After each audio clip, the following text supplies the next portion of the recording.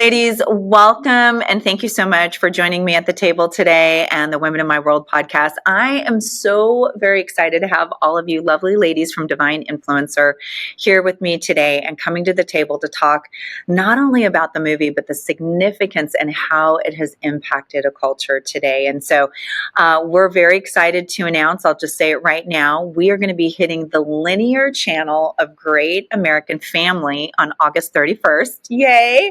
It is such an awesome thing. So make sure that all of you who are watching and listening, that you would share that with your family and friends and make sure to push it out on your socials. But August 31st, Great American Family. I want to welcome the ladies who are joining me at the table today. First, our lead actress, Lara Silva, our actress, and just one of the, the Princess Elmore, our chef Zara. I mean, goodness, you two, I can't wait to just talk to you even about the scenes that you had together and the influence on each other in this movie. Writer, producer, dear friend, my business partner, Claire Urita Lee. Also, costume designer, Sally Cruz. Sally, I'm so excited you're here with us as well. I'm like, oh my gosh, you get to bring all these characters to life. And so I just can't wait to talk to you. Our production designer, Rachel Schumacher as well. Rachel, you have brought so many of these incredible sets to life, and we could not have accomplished what we did without you. So anyway, I want to jump in right away and kick us off, but I think it's important for us to start with a little bit of an icebreaker. And one of the question I have for you, and whoever wants to jump in first, is what is the most embarrassing or funny thing that has happened to you while working on set? Embarrassing. Oh my God. I think it was the first day of set, I almost hacked off my finger. Wait a minute, that's not embarrassing. That was awful, Rachel. I was attempting to disassemble a heel, and usually heels are pretty crappily made these days, but this one was nailed in there. And so I was trying to saw it off because I didn't have the appropriate tools. Don't do that. No. And I slipped on the heel and sliced my finger in half. Needed to go to the hospital and get a few stitches, and I came back the next day and then worked the whole set with a claw. Great. Yeah. Because you're such a rock star. Literally. I remember we were praying for your finger. We all got together just for your hand. Oh my That's okay. Claire and I laid a whole tile floor with 2.5 hands. That's right. The things we do, right? Oh, wow. I have a really very embarrassing one, you guys. I was on set of, now this show, it was Ordinary Joe. It only went for like one season. I think it was on NBC. And I played a nurse. And the first day, everybody was trying to rush him because it was a scene that the main character had an accident he fell off a motorcycle or his car. I can't really remember. But I was coming in and I was telling them what we need to check and blah, blah, blah, blah, blah, blah. Where there was a young lady that was on, we were pushing a gurney and she was behind me. And we have to go at a certain pace so the cameras can kind of like stay with us and everything. So she was pushing really fast. Next thing you know, I tripped over the gurney, fell into the double doors. Fell on the floor. My legs were sore. My arms were sore. Everything. I rolled over, and I'm just like, oh my God, I'm not a skinny girl. So when you roll over, it's like you tumbling for a while.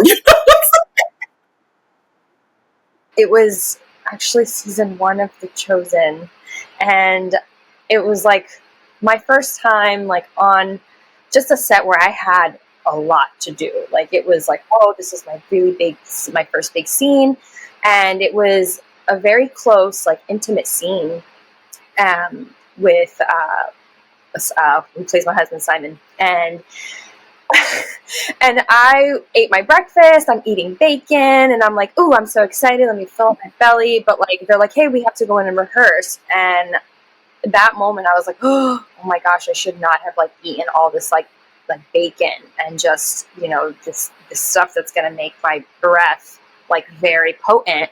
And here I am, like very close with this other actor. And I was just so, and I didn't have time to brush my teeth. I didn't even have time to like put a breath mint in. And it was just one of those moments where I was like, oh my gosh, never again. I was just so embarrassed when I had to like sit on his lap and we had to talk this close. And I'm like, yeah, so, and I'm like talking like this. And yeah, yes, you're amazing. Yeah. I felt so bad. I'm like, I am so sorry. I just had my breakfast. Like, fine. It's okay. So never again. It was a lesson learned. Oh my God. I love it. This is probably the most embarrassing thing that's ever happened to me on a movie. And it was when I was living in Atlanta working on the show Vampire Diaries for a couple of seasons. And I went in to hug one of the guys because we were like saying good morning, whatever. And he reached out to shake my hand. Like, it was kind of this awkward thing. And when he came in, he like grazed into the front of me. And I was like, oh, and good morning. And he was like, I didn't know what you were doing. I didn't know if you were hugging or if we were. And I was like, shaking hands. You know, it was like such a weird dynamic of like, okay, this is awkward and I'm going to move on from my life now. And of course, to the end of the day, he was like, well, Sally and I got close. I mean, we hadn't been like, it hadn't been going long, so it wasn't like I didn't know if we should hug. I'm a hugger, always. I'm just a hugger. And I guess he was probably doing what most people would do with shake hands when you're like, oh, okay, whatever. And it was just kind of, it set the stage for that. And of course, I was on that show for a couple of years, so we always laughed about it at the end. That's so fun. Do you know, one of our dear friends that you and I share she's, you know, has styled lots of men, and that's kind of been her thing is you know, styling men, and she said it was always this really interesting conversation with me and my husband, because I would have to basically tell him that I had my hands down more men's pants today than I would his. And it was always like we would get the biggest kick out of that, but she's like, I would literally have to go home and tell him that you know, and it's like, this is what but people don't understand when you're dressing people what's going on there and like your livelihood, right? Like this is a moment we got to talk about these things. And I guess I always felt a little bit like very comfortable with the women because, you know, we're like, okay, we get each other. But when it comes to the men, I'm always like, can we put a guy on set to deal with this? But I was thinking about, Sherry, the one time when we were shooting Beautifully Flawed at my mom's house. So it was already like freaky because we were shooting at my mother's house.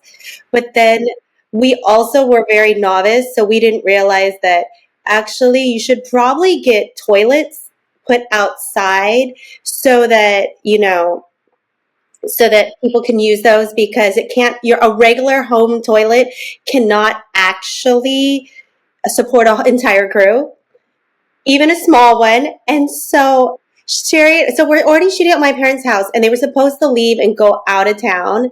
And so I was like, oh, this will be okay. And then they didn't go out of town. It like got changed. So then they were around, and then everyone's using their toilet, which was totally what we planned for, but it couldn't sustain all those people. And then it clogged.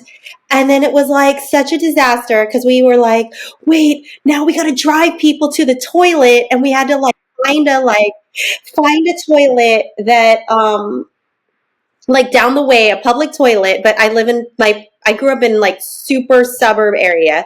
So we're like taking the car and like, anybody needs to go to the bathroom, let's go. And then they would go and they would come back. And then even when we hired the plumber, do you remember, Sherry? I don't know if you remember this. Like we'd have to like shoot in between the plumber being like, oh my God, guys. I'm so sorry. Okay, we're just going to hold for a moment. We're going to hold. It was so awful. We've come a long way, terrible. Claire. We've come a long way. Now we get toilets, guys. Now we get real toilets. We did. We learned a good lesson. The things that we do. Oh my goodness. Well, I mean, I love the laughs, and it's so, what we do on set is just, it's so fun, and there's so many great memories, and we do really have a good time. That's why we become a family with so many people, right? Because inevitably they see the good and the bad. They have to walk alongside of you. Quickly, I want to ask you also, what is something you can't live without while you're on set working? One thing you cannot live without. I have these like rice paper oil sheets that like I know makeup probably always has them, but sometimes like I just need to do it myself. Like it makes me feel like complete, like fresh, like like even if they've already done it, I have to have my little rice paper to absorb any extra little oiliness that I might have, because I just have very oily skin, and I feel like every 10 seconds it's just like oozing. Like I think I'm oily right now, you guys, actually. I'm shiny.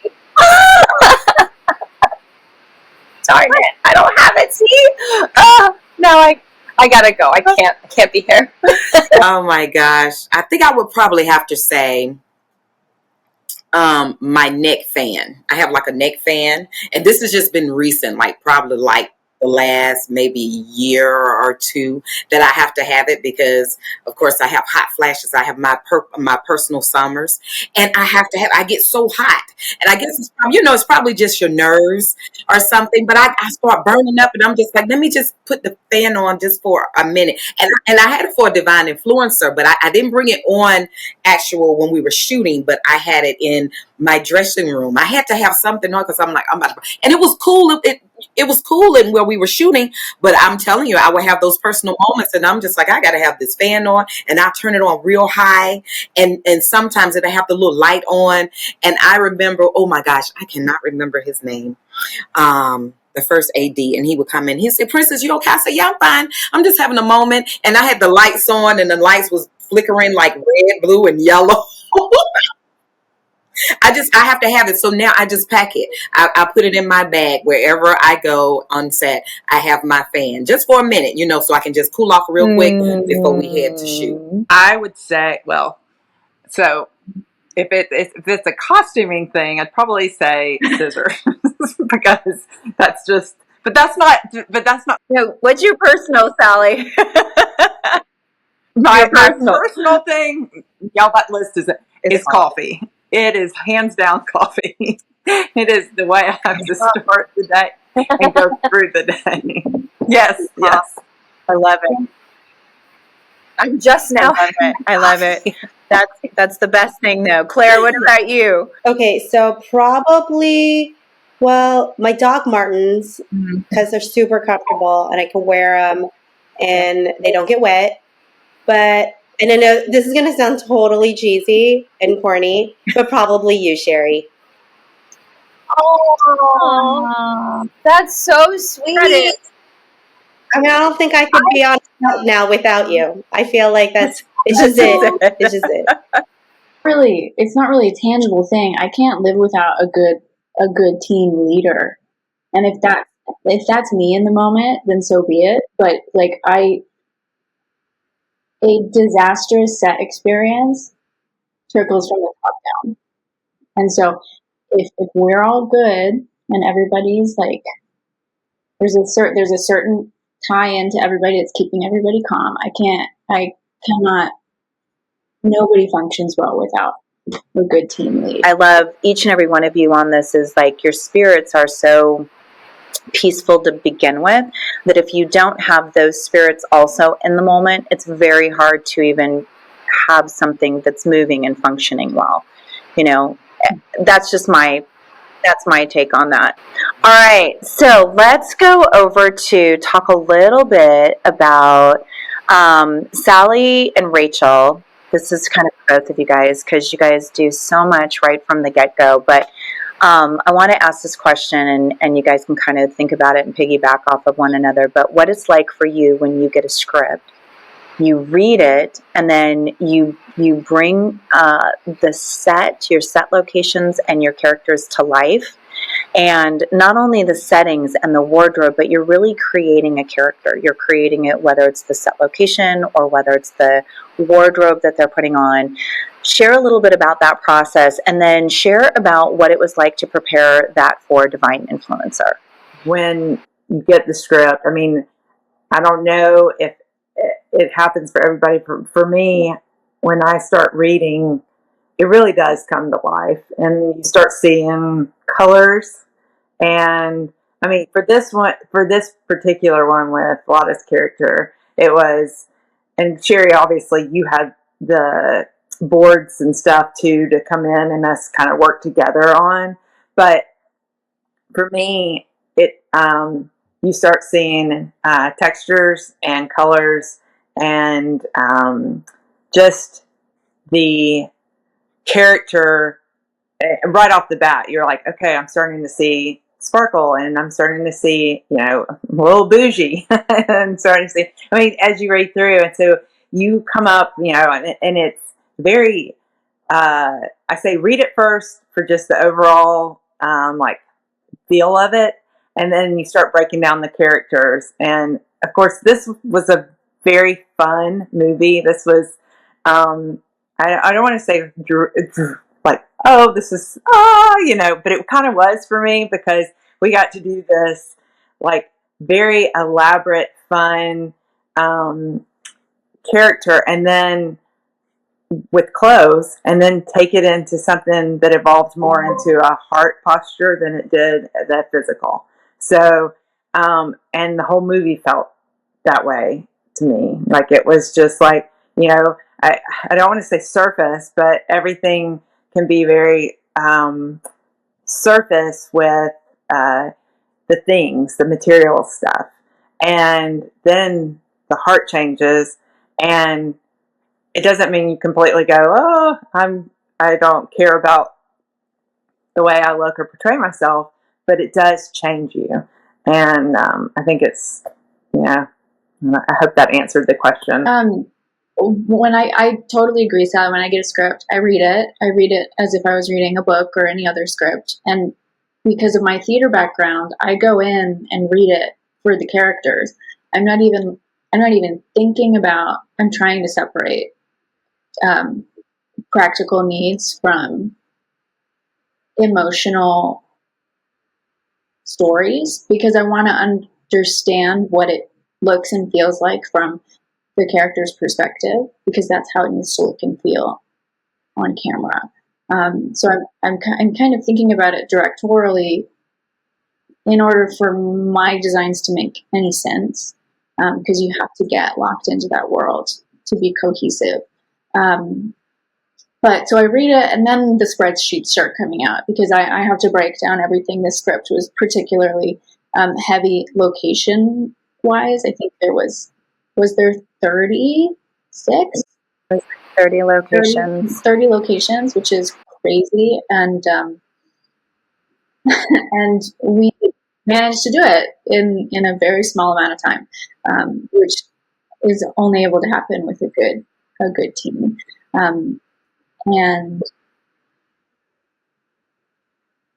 But for me, the fun thing is when I design, I don't think about money. I go design heavy first, and then we can roll the carpet back with budget. Budget should really not inhibit your design process, because then you're inhibiting your creativeness. So shoot for the moon when you're sketching and drawing and making your Pinterest boards. Think of everything that you want in there and present it. That way they can see what is possible, and then you can say, okay, this is what I want, but this is how much money we have, and then you can provide them an alternative. Because money will always be a factor, but that shouldn't inhibit your process. You can make anything beautiful with a small amount of money. And then it's just a matter of rolling the ball with these projects. You don't have a lot of time, and so you are creating on the fly, and then just knowing that things are going to change and hopefully turn out better than you expected is the key. You just have to be flexible. Yeah. No, that's so good. And I think really, again, like what you and the team were able to do, you guys took the space. And I think the the beautiful thing was and really what saved us probably in the long run was that so many of those 25 or 26 scenes happened in a building, but they were just on different floors. But because of your vision and your set, I think that's something that makes a really good, thinking through, like Sally and Rachel, what you guys do, and Claire, as you even worked alongside of Rachel in this process, and then as a producer, those are the things when you're kind of setting everything in motion in the beginning and pre-production, and yeah, we're running against the clock the whole time, but it at least it sets you up, or hopefully sets you up better for success during the process, so that when we come to the end of it, we've accomplished something. And watching the footage back has been really cool to see all the different setups. It's beautiful. Lara, I'm going to go to you. You played our influencer, our beloved Liv Golden in Divine Influencer, and share a little bit about what it was like for you to play this fun-loving character, but really, at the end of the day, there was so much heart to her, and that's what people really kept coming back to. Talk a little bit about what that was like for you, what the preparation was like for you, and then really being in the moment, bringing her to life. Yeah. I remember just when I received the audition and just seeing her, the character and who she was, and I was like, oh, there's no way that this is me. I'm like, because this is so, it felt like a far reach from like what I'm used to kind of playing and just who I am in my essence and in general. And so I was like, oh, I don't know, I guess I'm just going to do my version of like who I think, she is. And I always just go, before I just audition or do anything, even before set, I just always like pray that God just uses me, and like who I am and what I am is enough. And I like these affirmations that I try to tell myself, because actors can be so like self-deprecating. And I just remember like God was so clear, like he's like, you, like who you are is enough. So that was just the confidence that I needed to just bring Olivia to life, and pray that like I would give her justice. And at the same time, like it was hard for me personally to kind of disconnect from who I truly am, like with being personable to people. I was like, oh, I have to disconnect that, because she's not really personable. She's all about herself. She's only thinking about herself. So that was challenging for me, but it was so much fun too. Oh, I am so sorry. It was so much fun to get to play with her and bring her to life.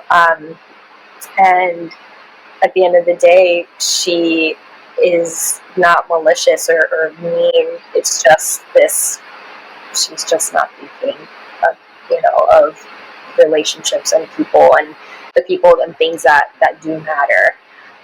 She just has a warped, view of life and the world, and it's relatable. We all know, I think, people like that, and it's just about like how can we send a message, that will touch the heart and hopefully change hearts, and actually really truly learn like what that means to influence and to serve others. It's so fun to watch you in this role. Was there a scene that you read on paper, and then when you came to actually shooting it, it was so different than what you actually saw on the page or actually read about it? Did it come off different for you? I think I remember when, I think it was the scene where Olivia is just, it's towards the end of the movie, and she is on the couch and she is just like talking to the camera and to her influencers and just speaking her truth about what has happened to her and the changes that what she was trying to do. She thought that she was doing the right thing, and she thought that that she knew what influencing people meant. And while I was reading it, I had this, I don't know, like thought of like how I thought it would be, and then when I actually got there and physically and emotionally felt like just this connection and that weight, I'm like getting a little choked up about it now. It's it was really meaningful and it was really special. And I think I remember I took so long in one of the takes praying, and that was really, really special. Something I didn't see or feel coming. And I remember, Sherry, like, you came up to me, you were like, it's okay on the time, like, take your time, you're all right, like, you got this. And that was really, it was really good. No, thank you. I think that was such a beautiful, I know exactly the moment that you're talking about. And I remember you praying, and that was kind of that night, right? Like, everything's going around, and there was the tornadoes. yeah, the tornadoes and stuff. And I do think that there was just a moment that there was just this beautiful piece that happened. And so, and people will ask me about that. They're like, was it written into the script that she was praying and doing this and doing that? And I was like, no, yes, she prays, but not, that's Lara. Like, that was her, and allowing the Holy Spirit to do what he was going to do with it. So that's awesome. I love that. And what a perfect scene for that situation, right? Well, Princess, that brings me to you, because you and Lara had some great scenes together, and you really spoke a lot of life into her in this movie. And you played our beloved Chef Zara, and I keep thinking about your audition, and again, like, in your audition, you prayed, and that was something that you did, and we actually got to watch you pray, and we were just kind of sitting there going, wow, this is greater than we could have ever experienced. And what was it like for you to read about this character and the message that she was going to share and who she was? Because there's such a deeper backstory to who she was. What was it like for you to read the script, go through the audition process, and then be a part of this overall message? It was, I have to say, it was amazing. I thought it was a true blessing. Chef Zara brought so much hope to everybody. She was always the one that was smiling, and she wanted to make other people smile. She wanted to make sure that they felt good inside. And a part of Chef Zara is how I am. And I was just, it's so funny, because I was just talking to my husband last night, and I'm like, I'm just that type of person that I want to just make sure everybody is okay. So when I was looking at the script and I was going over the role of Chef Zara, I was like, oh my gosh, she is such a heartfelt person. She always just want to touch people. And the way that she felt she can do it is with her gift that was given from God, and to feed the homeless, to feed those that were less fortunate, and to feed those that were going through so much.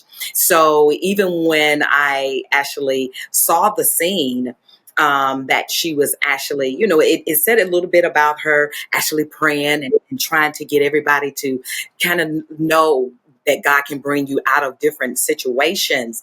I felt so full that even when I was doing the audition, I didn't realize that I went that deep into it. And so, but I did afterwards. And my husband was my reader, and he was watching. He was like, okay, that's it. We don't have to do any more takes, because it was just the way that I felt about her. And with me, it's me, I have to just go really deep in my creative mind. But when you're doing these type of films, and the character like Chef Zara, she made me feel so full, because she was always she was happy with what she was doing. It probably wasn't what she expected, being this talented chef, like Olivia would tell me, what are you doing here? Why are you here? What are you doing this for? Because it made her happy, and it gave her so much joy to see everybody else happy, and they had joy. So it just made me full, and I was just like, oh my God, because that's just the way I want people to feel when I meet a certain person, or people are in my life for different seasons. And even my family, especially my kids, I just want to make sure they eat good. Everybody knows I love to cook. So, and I do. I love to cook. I love to bake. And it was kind of nerve-wracking, though, because I was like, can I do this? I cook, but I don't chop. Am I going to slice my fingers off in this scene, or what? What's going to happen? But just to be able to portray Chef Zara was such a blessing to me, because she was just a person that was always trying to make people feel better. And the way that she did that was using the gift that God has given her to spread to others. I love that because in our culture today, we put such an emphasis on what success looks like. And I was thinking a little bit about this even this morning at church, and the pastor was talking about what the difference is. The world tells us that we have to look a certain way with success, but really most of us are walking in this idea of finding significance. It's really not success, it's more about significance. And when we think about what that actually means, I love the idea because at first it kind of hit me and I thought, well, wait a minute, what is the significance factor of that? But really, we were created to serve, love God, serve others, love others. And I think that was such a beautiful piece of your character. And even in that conversation with Olivia, is because what you were telling her was the world defines success this way, but really our significance is found in our, in the Lord, but it's really truly about how are we giving to others? What are we doing in that process? And then when we do that, what is that actually, how does it transform us and within? And I thought that was it's such a critical message for today. And we're going to get to talk a little bit about that in a couple minutes, but I loved that part of your character, which leads me to Claire. You wrote and produced Divine Influencer. And, I think about all the different messages that were part of this script and part of this process. And, the years of, creating and honing in on a message. And so I want to ask, what was the script writing process like? And how did the story morph from when it very first started to what we are watching on the platforms today that we're able to watch it on? And has it surprised you in some of the ways that it's actually touched people that have watched the movie and shared, with you? So it's gone from one piece all these years ago to something that when it was finished to now what we're watching. What's that like for you? Oh, it's pretty amazing. I mean, to think about the process, I think it was a really long time. I can't even remember how many years it was, but I think it started with Susie and I just driving home from lunch with you and being like, wouldn't it be funny if we made a movie about this character who was rich and then she had to go to a homeless shelter? And I don't even know why. I mean, we were just joking and teasing each other. And then we were like, hey, let's just write that. And so the first version of it was called Homeless for the Holidays, right? And we pitched it to you, Sherry, and we're like, this is what we're going to do. And we're like, yeah, let's just do this. And it was totally a full-on comedy. It was just like comedy. And I think that's how it began. And then it slowly morphed.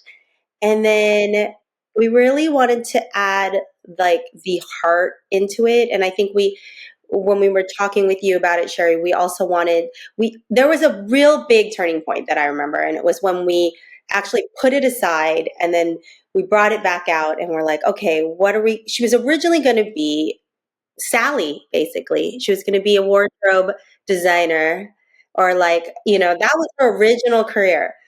And we're like, no, we need to think of something that's more just seems better and just seem more current.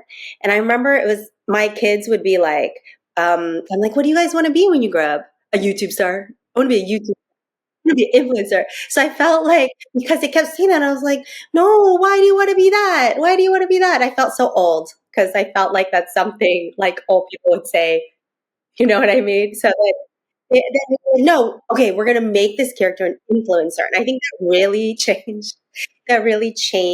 The way the scripts became, because we were like, well, let's talk about what influence is and what, I know there's all these people that have lots of followers, but what does that really look like? And so with each step, it changed a lot. And with each company that maybe thought about picking it up and we would get notes, it did change a lot. And I think, but I think where I'm really excited, and I was thinking just listening to Lara speak and stuff like that and talk about this, I think she's right. The character was a little different than how she played it. But what really brought it to life was Lara, like that character that Liv was supposed to be. She was a little more selfish, a little like less likable. And I think that was something we even got notes on that.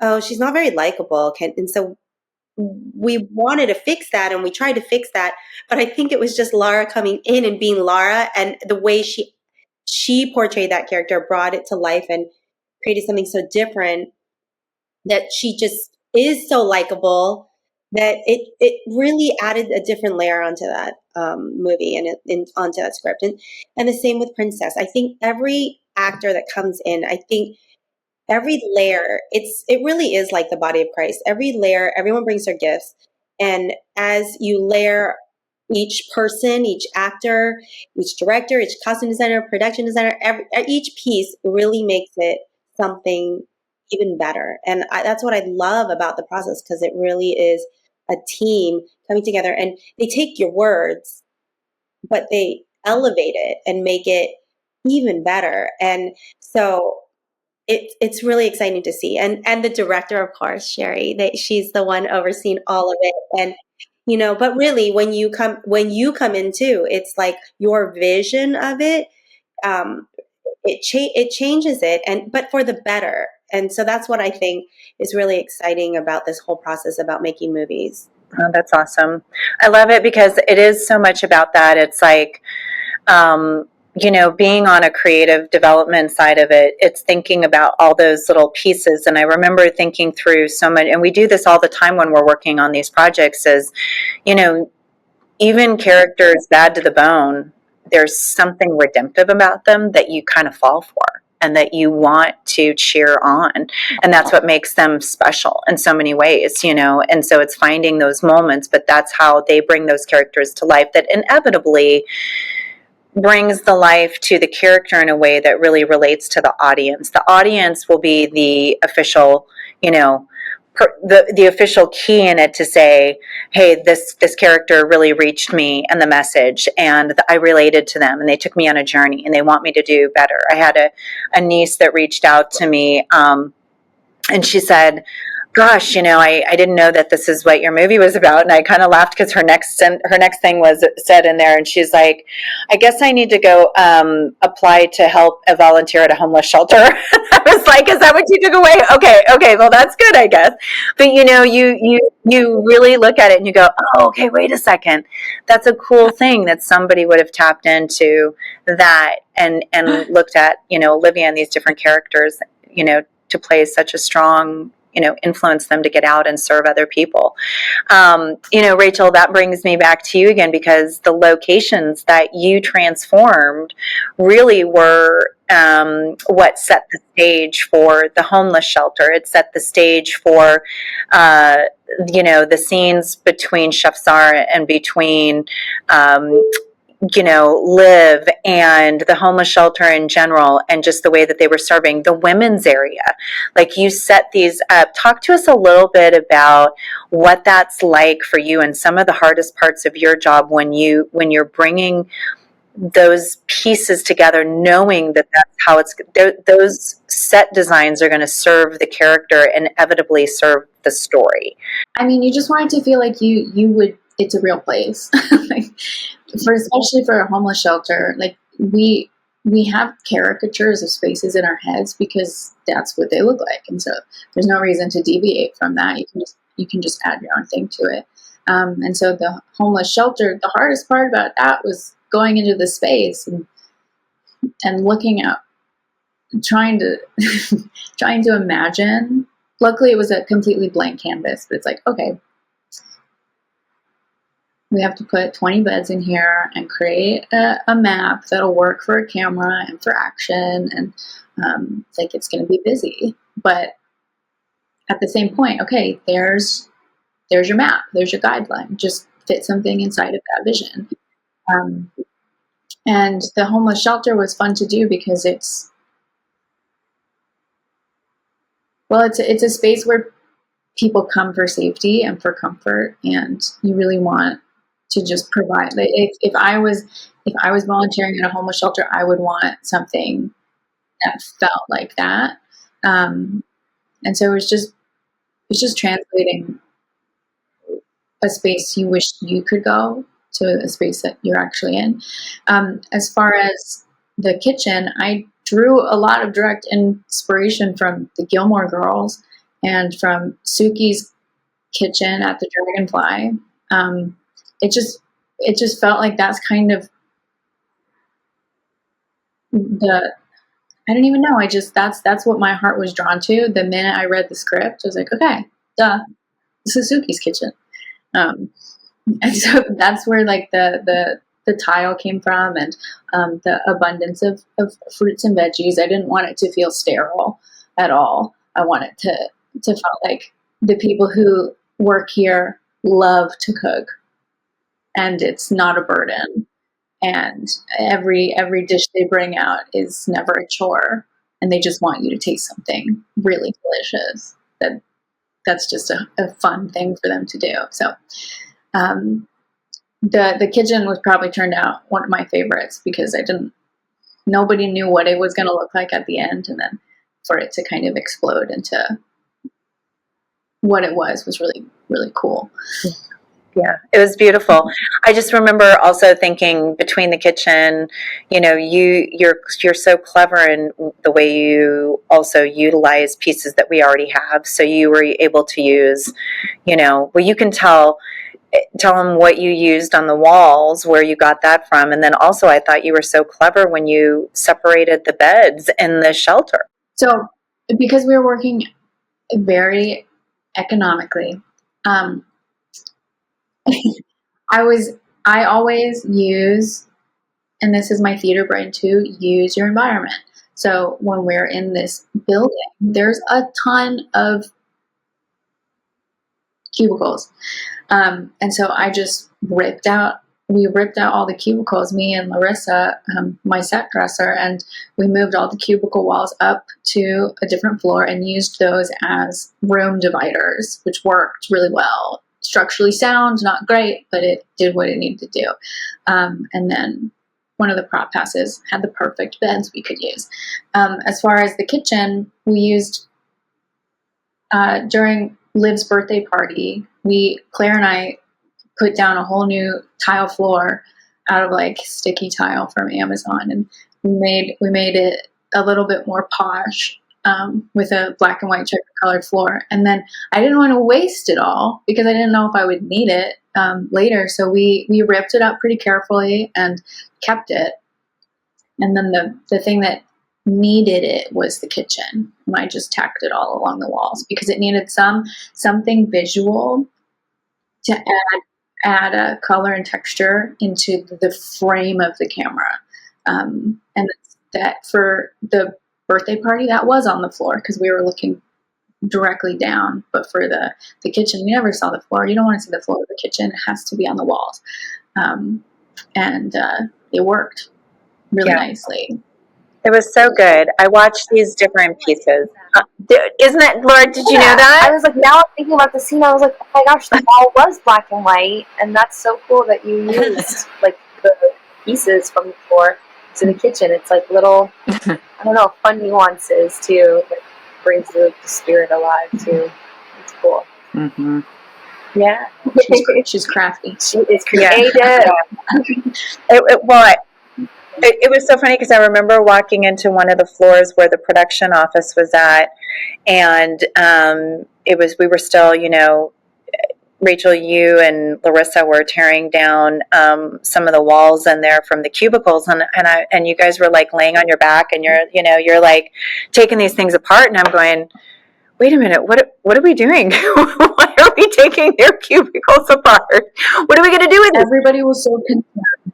Everybody was concerned. I think Brandon told me at the end.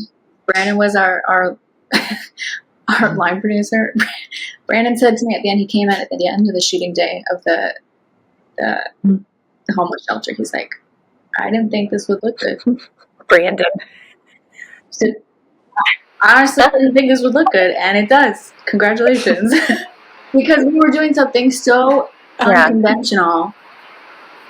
There was a possibility it wasn't going to look good, but that's just, you cannot believe that. You have to believe it was.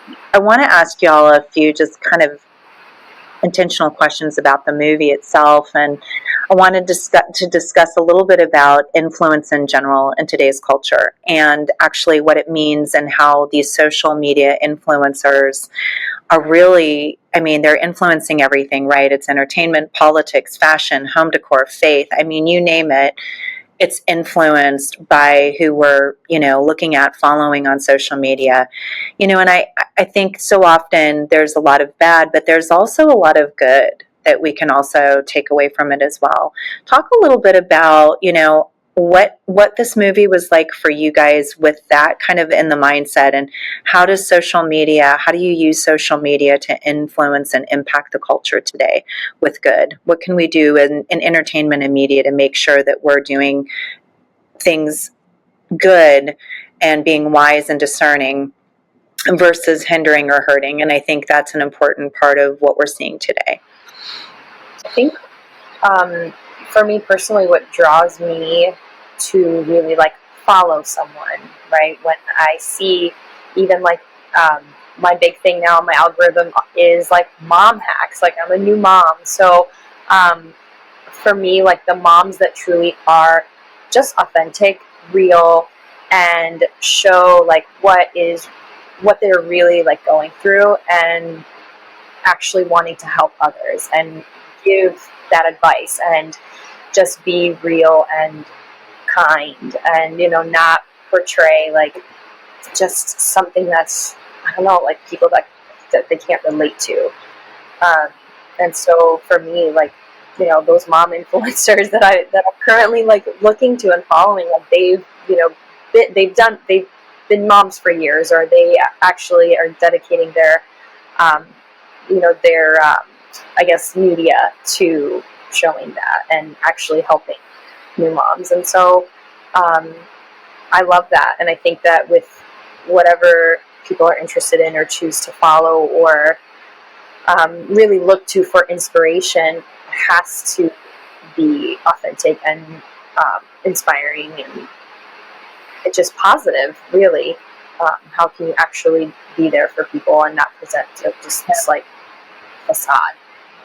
I definitely agree with that. For me, what draws me in is basically when I see someone that is always encouraging people, and also the ones that's putting out, like Lara was saying, positivity and just putting out good things. And not because I feel that we see so much negativity and so many bad things on a regular, that what draws me in, if I'm just scrolling through social media, whether it's Instagram or Facebook, I'm looking for positivity or encouragement. Because for me, I just feel that sometimes, we go through so much, and it just take one post to just kind of like pull me in, that may encourage me or give me the confidence to go on to do something that I thought I would never do, or think I may be thinking, well, I don't know where I'm supposed to actually be doing within my career. Is it something I change? So if I see someone, especially if it's someone, one of us that's actually in the industry, and you see that positivity and giving you encouragement and never to give up, that just really wheels me in. And it was the same thing with Liv in Divine Influencer. Even though at first she started off just putting out there just to kind of get her numbers up, but it changed after she had seen everything working in the shelter. It's changed. She was still out there, she still was able to get a lot of people to follow her, but it actually changed because she started to encourage people. And everything just took a 360 from when she first started. And then when she kind of realized, my mind frame is, no, I can't just pull people in, because now they're getting some type of, it was positive, but it was some negativity in it, because it was all about her and the way she dressed and the way she looked. But then it turned about the way that she felt and making other people feel good and doing for others, and always wanted to do that. So when I see things like that on social media, it always pull me in, and it wills me in, and the same thing with the movie as well. Yeah, it's very touching. I want to agree with Lara and Princess, both of you, that if somebody's authentic, it it travels through the ether, even through the internet, and you just know. And those are the people that you're drawn to, and the people that I believe have the most success as influencers. If there's no ego, and you're sharing your learned experiences for other people to benefit from, because that's what they need. They don't need anything.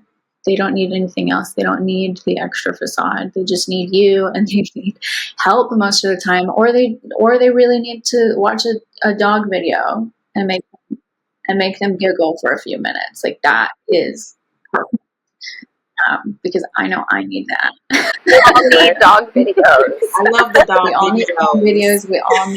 We all need devotional videos. We all need help with the human condition. Even in that, because you're all kind of talking about those same authenticity, transparency, they're serving you through the messages that they're posting, right? And so how did that topic of serving others, with Divine Influencer, how did that hit you? Or did you have anybody share with you all that there was something that somebody walked away from this movie going, wow, this really reminded me about influence or how I can serve others? I had like messages and a few comments I remember reading. Just the DMs like were so sweet and positive from young women, some teenagers too, that were just like, wow, watching that movie, like, it made me realize, like, I follow a lot of these people that are very egotistical, that they just kind of share, their day-to-day lives and what they're doing and what they're wearing, but they're not really having any sort of like positivity or real heart-changing influence. And so reading the messages where these young women wanted to be that, and they were like, wow, this made me really kind of have a prayerful moment, with myself, and realize, okay, like, how can I be that for other people, and what can I do to sort of like have an Olivia transformation. And that was so cool and sweet to read. So I'm just so proud of all of us and film. In a lot of ways for me, this movie shifted me to continue, like, we all go through those things. Oh, am I going to do this industry or not? It's, the days are hard. Being away from your family is hard. The mental stuff gets to you, and for me, it just was another step of going, I have given you talent. The Lord has given you talent and skills, and I only want to be a part of things that really glorify Him. So it changed a lot of even like, you get a script and you read it and you're like, this is not something I feel like I need to be a part of.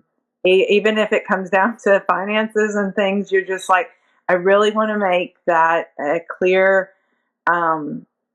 distinction in my life, that if it doesn't agree with my heart, then I don't want to put my name on it. And so I started looking at things totally like, if somebody sees this, are they going to see God in this? Well, you guys have been, you're incredible. But again, kind of going back what we talked about in the beginning is, without the body of Christ, without the teams that He puts together, without these key people who really are gifted and talented, like all of you ladies, and these movies don't happen the way that they do. And so just thank you again for making this movie so incredible, and it's beautiful, and it continues to go out and touch people. Claire and I get little downloads every once in a while, and I think one of the last things, this was super cool, back in like end of January, we had heard that the movie was still being downloaded like 35,000 times. And, just like that was January, and you're going, wow, this is like so cool. And just to see that something that released that was still really people loved and they wanted to watch it over and over again, or to be sitting with somebody. I think Micah was with me, and I was sitting with the Irwin's parents, and Sheila Irwin was like, I think she said she had watched it 4 or 5 times, like on her 4th or 5th time. And and she couldn't talk. We should all talk just for a brief second about Jason Berkey. the love of all of our lives, Jason.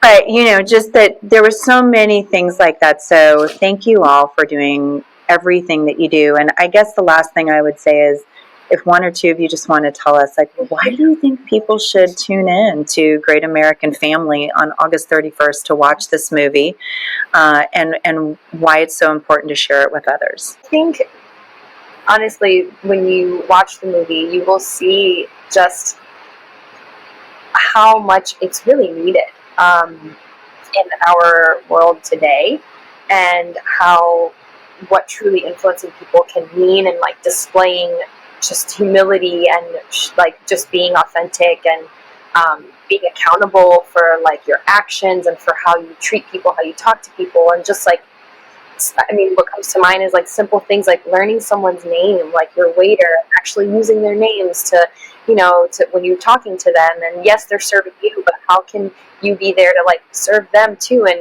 make sure that like you're just being kind and accepting of people. And I think you see, Olivia's her transition in that, and going from just a selfish mind thinking to what can I really do to be there and influence and help others. And whether you're that person already, and you can be that kind of influence to help others be more like that, or if you're lacking in that, I think that it's a great wake up as well. And I just love it. There's something in it for everybody. Yeah, and I think that it's just a very heartwarming, family friendly movie that it just sets you it just makes you feel good inside, and you will laugh, you'll smile, you'll cry.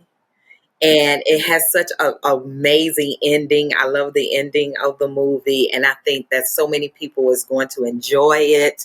And I'm just overwhelmed. I think that people will be able to receive something from it. Like Laura was saying, you'll definitely receive something from it, and it's needed.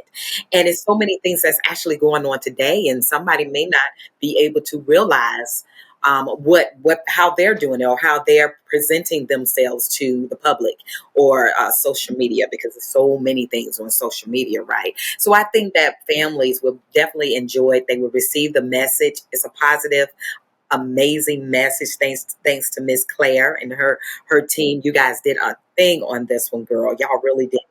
And I just think that everybody's going to enjoy it, because I did, and my entire family did. I have so many people that are still talking about Divine Influencer. Such a positive, great movie. I think that everybody should watch it, because I'm going to show y'all something really cute. Hold on. Is it the star? Is it the star? Oh yeah, no one's gonna watch us in the movie.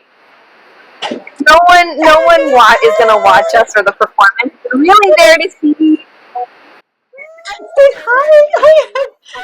She I don't know if I sent it to everyone. I know I sent it to Sherry. When we watch it, she barks herself on the screen. That's me. Y'all, She does. Put her up with the camera a little bit more. Sorry. Oh, there she is. Look at her. Oh my goodness. That's me. Hey, baby. I miss so I think everybody should watch for her too. So anyway, ladies, I want to say thank you so much for just being here on this Come to the Table. It's so important to come to the table and have these types of conversations. So thank you for joining me.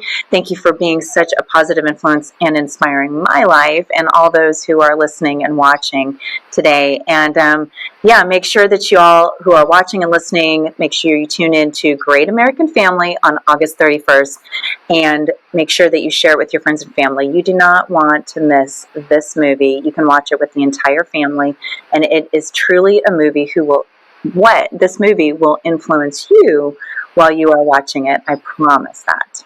So thank you so much for listening and being a part of the table with us today.